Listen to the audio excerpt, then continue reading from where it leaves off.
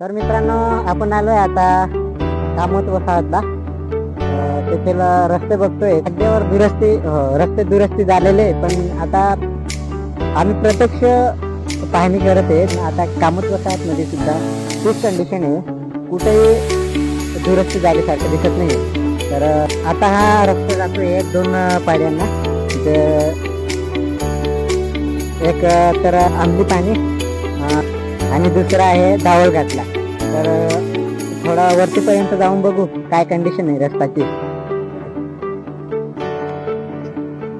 आता बघितलं तर काय इथं मोठी गाडीसाठी रस्ताच नाही असं वाटतंय, कारण मोठी गाडी येतो इथं, पण कंडिशन नाही बघायला गेलं तर काय इमर्जन्सी काम राहिलं काय असं असेल तर मग तिथं काय होणार नाही. कारण आपण रस्ता बघून आपण रस्ता बघून समजू शकतो कंडिशन काय आहे पूर्ण गावाची. तर आज प्रत्यक्ष पाहणी घेतली, म्हणजे प्रत्यक्ष पाहणी करतायत आम्ही कंडिशन काय आहे तिथे. आता इथे बघू शकतात दुरुस्ती आहे, कोणकोणती रस्ते दुरुस्ती ते सुद्धा माहिती नाही.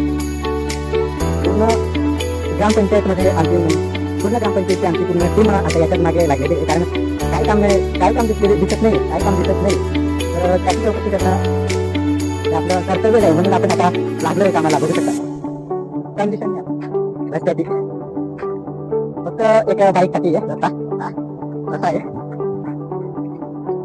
तर मग रस्त्याची कंडिशन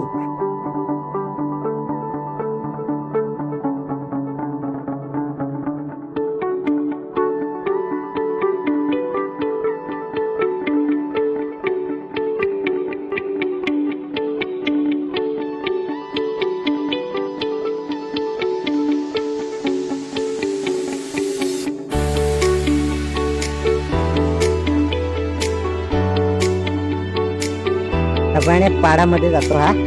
तर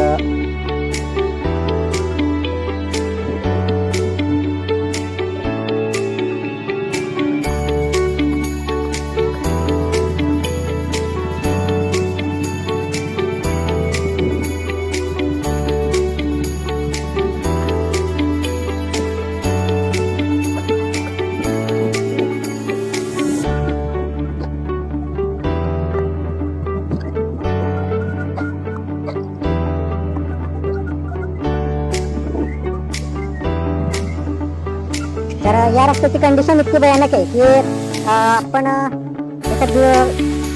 फक्त 2 चाकी गाडी चालू शकते. म्हणजे 4 व्हीलरचं काही कामच नाही. म्हणजे 4 व्हीलरसाठी खूपच भयानक रस्ता आहे.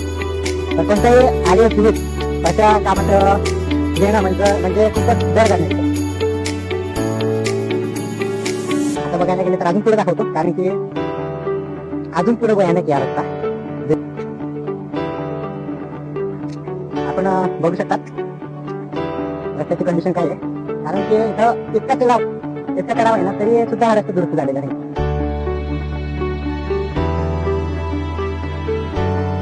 म्हणजे आमचा प्रश्न काय आहे की तुम्ही फक्त हे कामं कागदावरच करणार की जमिनीवरही करणार, ते आम्हाला प्रश्न पडतो. त्यामुळे प्रत्येक गावाची किंवा प्रत्येक पाड्यात असले पूर्ण 3 काम करत आहे. हे बघू शकता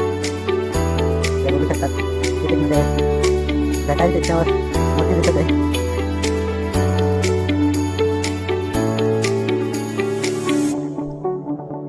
आता पूर्ण गावाची कंडिशन काय आहे ती, कारण गावातली